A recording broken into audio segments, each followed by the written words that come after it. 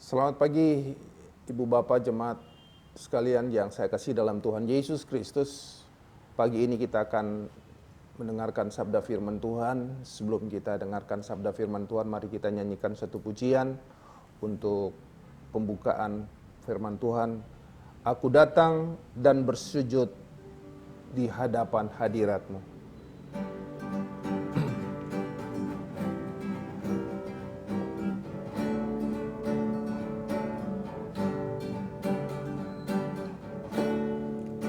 Aku datang dan bersujud di hadapan-Mu. Kurasakan indah hadirat-Mu. Telah kubuka mata hatiku dan seluruh jiwaku untuk ku nikmati firman-Mu. Firman-Mu yang kuasa, firman-Mu yang kuasa untuk mengubah sikap hati. Firman-Mu yang tegakkan di saat ku terjatuh. Penuhkanlah bencanaku dengan air sungai-Mu. Ku haus akan firman-Mu. Katakan firman-Mu, firman-Mu yang kuasa untuk mengubah sikap hati. Firman-Mu yang tegakkan di saat ku terjatuh. Penuhkanlah bencanaku dengan air sungai-Mu. Ku haus akan firman-Mu. Ku haus akan firman-Mu. Ku haus akan sekali lagi, ku haus akan firman-Mu. Ku haus akan firman-Mu. Haleluya. Puji Tuhan, kita tundukkan kepala, kita berdoa. Bapa di dalam surga, Tuhan Yesus, Gembala kami yang baik, bahkan kepala gereja kami. Pagi hari ini Tuhan, kami datang berkumpul sujud menyembah di Kau Allah kami yang hidup dan berkuasa. Untuk kami ingin menikmati firman Allah, menikmati kebenaran daripada-Mu Tuhan. Pagi hari ini kami datang bersujud menyembah, memuliakan Engkau. Di tengah-tengah suasana kelam bahwa Tuhan Yesus yang mencekam ini dengan virus COVID-19 Tuhan. Mari Engkau memberikan kami keteguhan, Engkau memberikan kami kemenangan, Engkau memberikan kami kekuatan bagi kami untuk kami dapat melewati segala situasi kondisi yang ada pada akhir-akhir ini. Itu sebabnya kami ingin belajar tentang firman-Mu. Kami ingin ada di dalam hadirat-Mu Tuhan.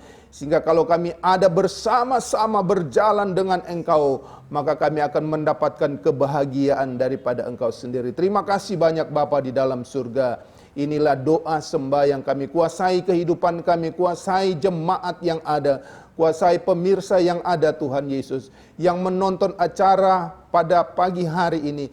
Kiranya Tuhan menolong memberkati kami semua dengan kuat kuasa Roh Kudus. Di dalam nama Tuhan Yesus kami alaskan doa ini. Haleluya. Amin. Puji Tuhan Ibu Bapa yang kasih dalam Tuhan Yesus Kristus, jemaat yang dikasihi Tuhan. Pada pagi hari ini saya bersyukur oleh karena kasih Tuhan boleh dipercayakan untuk membawakan firman Tuhan pada pagi hari ini di dalam suasana yang mencekam, dunia ini oleh karena coronavirus disease 19 atau COVID-19 merajalela di mana-mana, tetapi kami sebagai anak Tuhan tetap teguh berpegang di mana Tuhan akan menolong memberkati kehidupan kita. Judul khotbah pada pagi hari ini adalah kalau kita mau berjalan bersama dengan Tuhan. Apakah arti berjalan bersama dengan Tuhan yang sebenarnya? Ini bukan sekedar hanya bahwa supaya kita dapat bersenang, kita dapat dilindungi oleh Tuhan, kita dapat kepastian, kesukaan dari Tuhan, mendapat berkat. Sebenarnya arti bahwa keadaan ini kita manusia yang punya inisiatif untuk berjalan bersama dengan Tuhan. Berjalan bersama dengan Tuhan adalah inisiatif kita manusia. Tuhan menunggu kita. Apakah kita mau berjalan bersama-sama dengan Dia atau tidak? Ini adalah pernyataan syukur iman kita kepada Tuhan. Berjalan bersama dengan Tuhan adalah kita bersedia, artinya kita bersedia untuk mendengar pengajaran, untuk kita diajarkan, untuk kita mentaati akan kebenaran firman Tuhan. Apa artinya semua ini?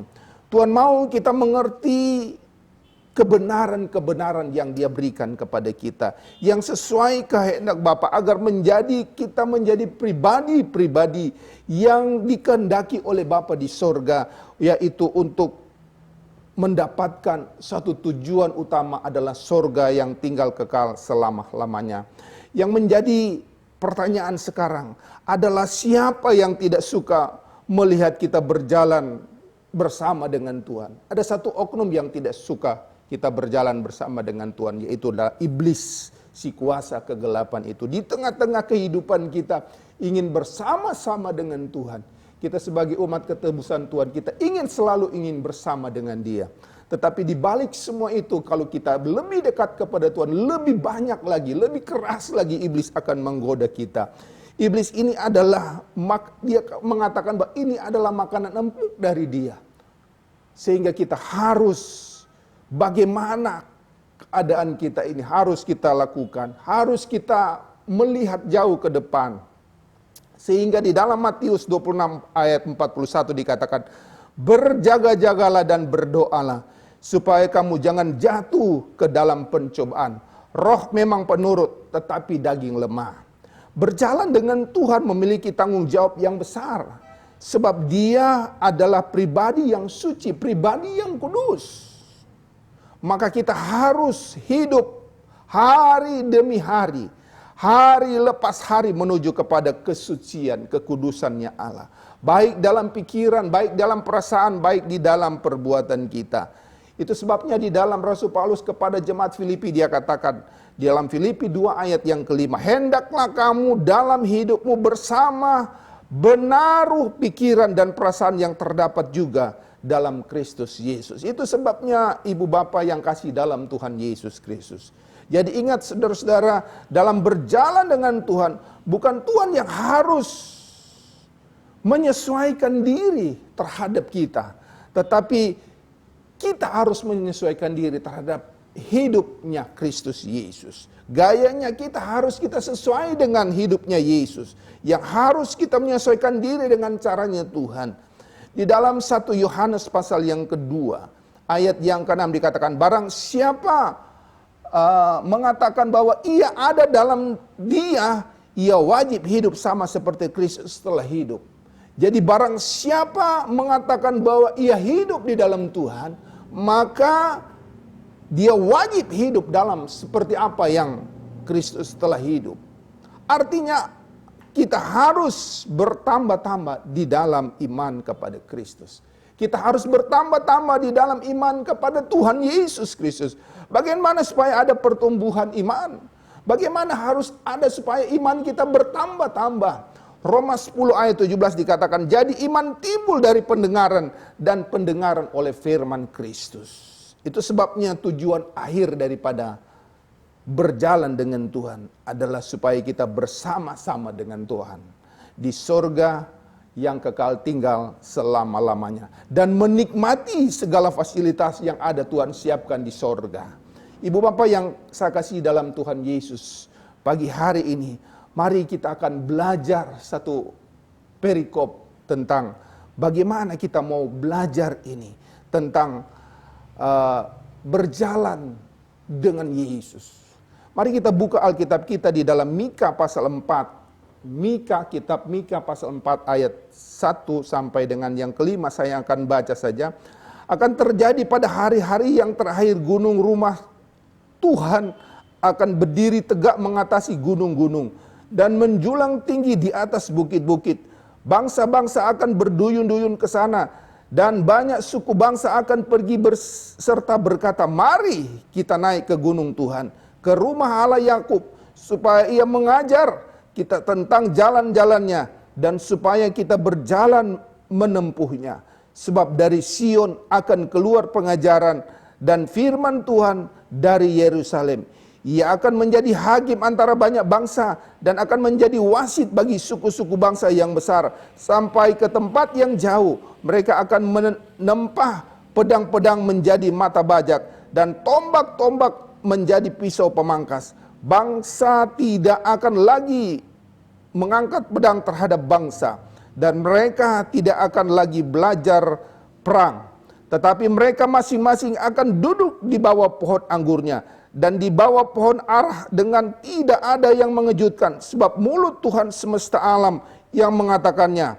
Biarpun segala bangsa berjalan masing-masing demi nama Allahnya, tetapi kita akan berjalan demi nama Tuhan Allah kita untuk selamanya dan seterusnya. Ibu bapak yang kasih dalam Tuhan Yesus Kristus, ini adalah gambaran kedamaian bagi umat manusia, bagi dunia di bawah pimpinan daripada Tuhan sendiri. Bapak ibu yang kasih dalam Tuhan, berjalan dengan Tuhan kita harus mempersiapkan kehidupan kita lebih dahulu. Apa yang harus kita persiapkan? Ibarat kita sebagai seorang untuk melancong, membawa kehidupan kita ini untuk bepergian, membawa suatu hal bertujuan untuk berwisata. Kita harus mempersiapkan segala sesuatu, mulai dari transportasinya, mulai dari perbekalannya, mobilnya, drivernya harus kita persiapkan betul. Sopirnya, supaya ada yang bisa kita lalui. Kita persiapkan peralatan semuanya sehingga di dalam perjalanan kita harus juga mentaati. Kalau perlu kita bawa peta, kita bawa alat-alat untuk supaya sebagai navigator kita, supaya sampai pada tujuan. Selama perjalanan ini kita harus mematuhi aturan lalu lintas. Kita akan mendapati jalan yang naik turun. Kita akan mendapati jalan berbelok-belok. Tentunya kita akan mendapati ada jalan yang curam menurun. Ada jalan yang menaik begitu tinggi. Tetapi saudara-saudara yang kasih dalam Tuhan Yesus Kristus, kalau kita mempersiapkan segala sesuatu, tentunya kita akan berjalan dengan aman. Tetapi di balik semua itu, pada waktu kita berjalan tentunya kita akan melihat objek-objek wisata yang lain di pinggir jalan. Saudara yang kasih dalam Tuhan Yesus Kristus. Tetapi kita sudah punya tujuan yang pasti untuk kita menuju kepada satu tujuan yang dari awal kita sudah rencanakan. Tapi jika kita tidak berkomitmen, kita tidak taat di dalam rencana kita, maka pasti rencana awal itu akan tersendat, pasti tidak akan jadi. Karena kita melihat ada objek-objek wisata yang kita lalui. Kita akan singgah, maka waktunya akan tersita. Itu gambaran seperti yang tadi. Manakala kita berjalan di dalam dunia ini, banyak bujukan-bujukan yang indah di dalam dunia ini. Sehingga tujuan akhir kita kepada Yerusalem, ada surga yang kekal tinggal selama-lamanya, itu tersendat. Waktu yang kita butuhkan terlalu lama. Sehingga kita memalingkan pikiran kita, pandangan kita kepada yang lain. Jadi saudara-saudara ini kita perlu komitmen. Kita perlu ketaatan dari kita untuk dapat berjalan bersama dengan Yesus. Berjalan bersama dengan Tuhan bukan cuma satu hari, bukan satu minggu, bukan satu bulan, bukan cuma satu tahun. Tetapi sepanjang tahun yang Tuhan percayakan kepada kita untuk kita hidup di dalam dunia ini. Seumur hidup kita, Sehingga kalau kita di dalam seumur hidup kita berjalan dengan Tuhan, pasti tujuan akhir kita akan kita capai, yaitu surga yang kekal tinggal selama-lamanya. Seperti apa orang yang mau berjalan dengan Tuhan? Yang pertama saya catat di sini adalah berjalan dengan Tuhan adalah bersedia datang di rumah Tuhan. Bersedia datang di rumah Tuhan untuk apa? Bersedia datang untuk mendengarkan firman Tuhan, menyembah, memuliakan Tuhan. Ada banyak orang yang datang ke rumah Tuhan. Ada banyak motivasi orang datang ke dalam rumah Tuhan. Ada hanya ingin Tuhan atau Bapak Gembala, saya hadir pada hari Minggu ini. Hanya sekedar apel, hanya sebagai rutinitas, hanya sebagai jadwal, hanya menggugurkan kewajiban kita sebagai orang Kristen, takut dilihat tetangga bahwa kita hari Minggu tidak masuk gereja. Hanya ingin menggugurkan kewajiban kita sebagai orang Kristen. Tetapi Tuhan mau supaya ada ketaatan, ada komitmen yang sungguh manakala kita datang bersama dengan Tuhan. Untuk berjalan dengan Tuhan, bersedia datang ke rumah Tuhan. Artinya Tuhan mau kita seperti seorang Maria yang dalam keluarga Marta dan Lazarus. Dia datang duduk di kaki Tuhan untuk dengar firman Tuhan. Untuk dengar firman Tuhan kita bisa baca di dalam Lukas pasal yang ke-10 ayat 39. Yang kedua adalah hidup berjalan dengan Tuhan. Artinya hidup bersedia dipimpin oleh Tuhan. Dipimpin oleh Tuhan sehingga hidup kita ada dalam damai dan sejahtera oleh Tuhan. Kalau kita baca di dalam ayat yang ketiga dan yang keempat, dia katakan, ia akan menjadi hakim antara banyak bangsa. Artinya Tuhan akan menjadi pemimpin yang adil. Pemimpin yang adil di dalam hidup kita. Dia akan menjadi wasit. Tuhan akan menjadikan wasit, pemimpin yang tidak membela sebelah pihak. Ya. Dia tidak memimpin pertandingan, tidak mau mengambil untuk memihak pihak-pihak yang tertentu. Tidak ada, saudara, lagi dikatakan seperti ini. Sampai ke tempat yang jauh mereka akan menempa pedang-pedang menjadi mata bajak. Dan tombak-tombaknya menjadi pisau pemangkas. Bangsa tidak akan lagi mengangkat pedang terhadap bangsa. Tidak ada lagi kekacauan. Tidak ada lagi peperangan. Saudaraku yang kekasih, di situ ada damai sejahtera.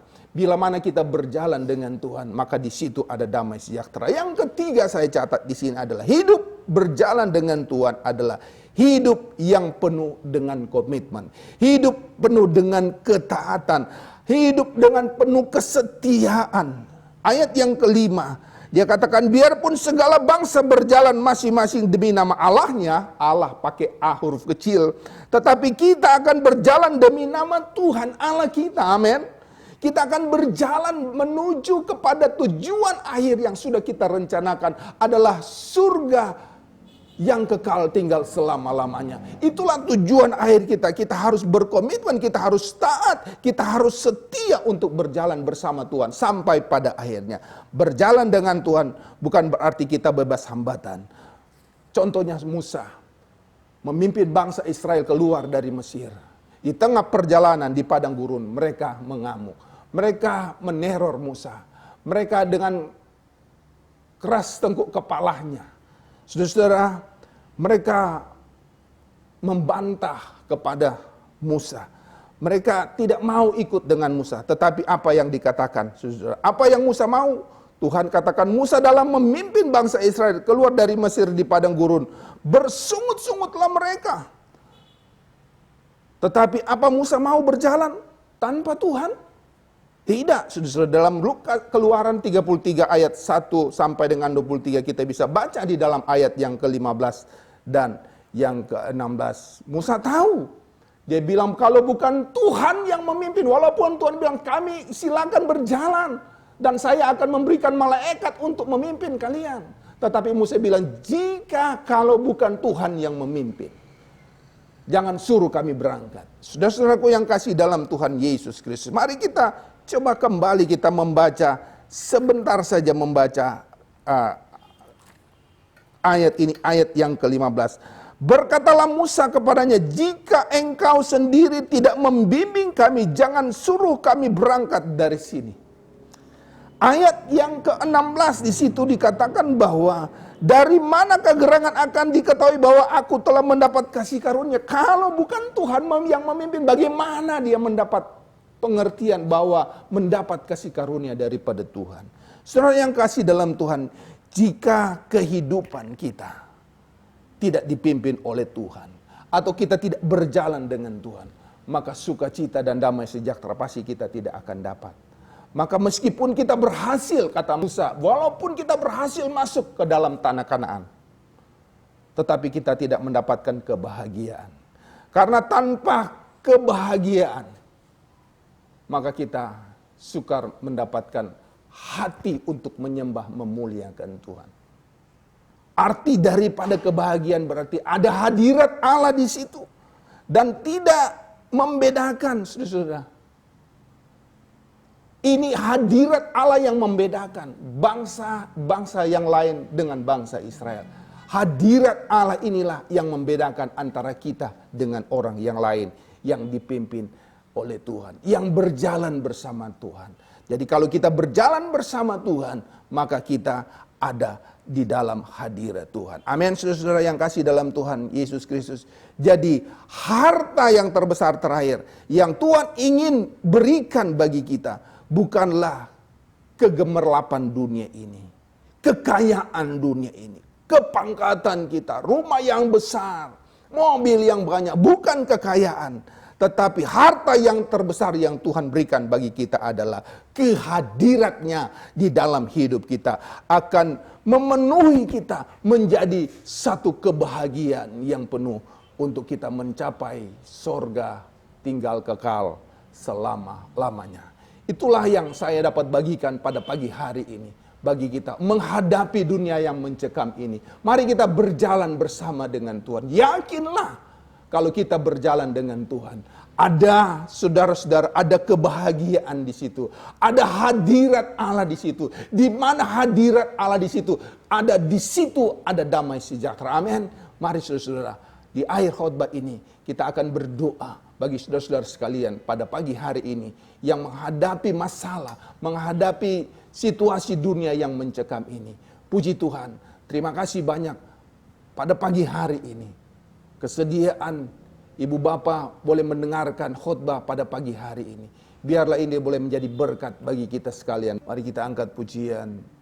Hadirat-Mu, hadirat-Mu sungguh indah. Kita mau merasakan hadirat Tuhan pada pagi hari ini setelah kita dengar firman Tuhan. Haleluya.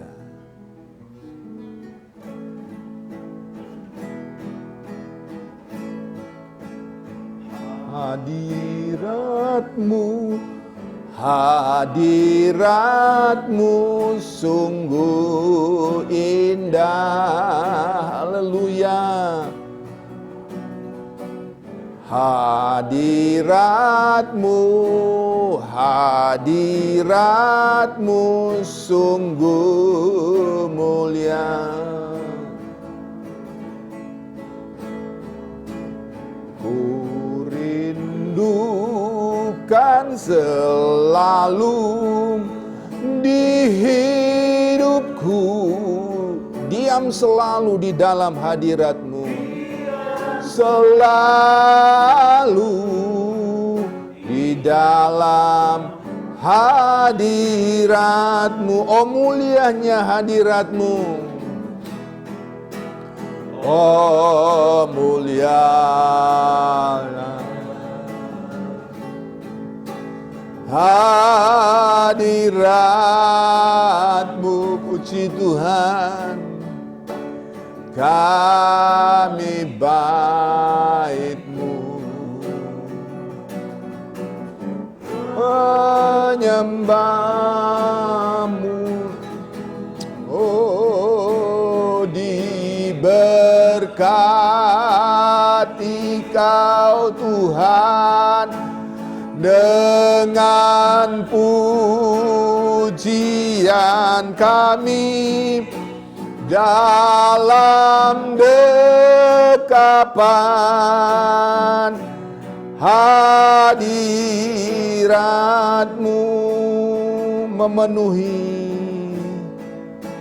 memenuhi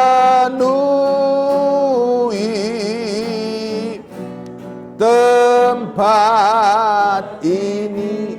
Kami bersyukur kepadamu Bapa di dalam surga, sebab kasih setia Tuhan nyata di dalam hidup kami. Kami boleh menerima kebenaran firman Allah. Kami boleh diajarkan bagaimana kalau kami berjalan bersama dengan Engkau. Jika kami ingin bersama-sama dengan Engkau, kami berjalan dengan Engkau, kami akan mendapat kebahagiaan. Walaupun dunia boleh bergejolak di akhir-akhir ini. Ada satu pesan firman Allah, kami akan taat, kami harus berkomitmen dengan Engkau untuk kami berjalan dengan Engkau. Manakala kami berjalan bersama-sama dengan Engkau, di situ hadirat Allah ada di dalam hidup kami. Manakala hadirat Allah ada, di situ ada damai dan sejahtera untuk kehidupan kami. Terpujilah namamu. Terima kasih buat firman Allah pada pagi hari ini. Kami sangat percaya, sangat yakin Engkau akan memimpin kehidupan kami. Kami tetap berdoa untuk situasi kondisi yang ada di akhir-akhir ini. Dengan ancaman Tuhan, bala virus yang ada. Kami percaya tangan Tuhan pasti membela umat-Mu yang tahu, berharap sungguh dan mau berjalan bersama dengan Engkau. Engkau akan bebaskan semua umat-Mu yang mau berjalan bersama dengan Engkau. Engkau akan meluputkan umat-Mu Tuhan. Terpujilah namamu. Kami berdoa Tuhan untuk seluruh jemaat GPDI Bahu pada pagi hari ini. Tuhan, manakala mereka mungkin ada di rumah, di mana-mana tempat mereka sementara menyaksikan acara ini, khotbah ini Tuhan, kami percaya Tuhan, tangan-Mu yang penuh kasih akan menjamah kehidupan mereka. Di dalam nama Yesus ada kekuatan, ada Tuhan damai sejahtera yang melampaui segala akal itu akan memenuhi kehidupan seluruh jemaat GPDI Bahu. Terpuji-pujilah namamu. Inilah yang menjadi doa syukur kami. Terpujilah namamu di dalam nama Tuhan Yesus. Kami sudah berdoa mengucap syukur kepada Bapa di sorga. Haleluya. Amin.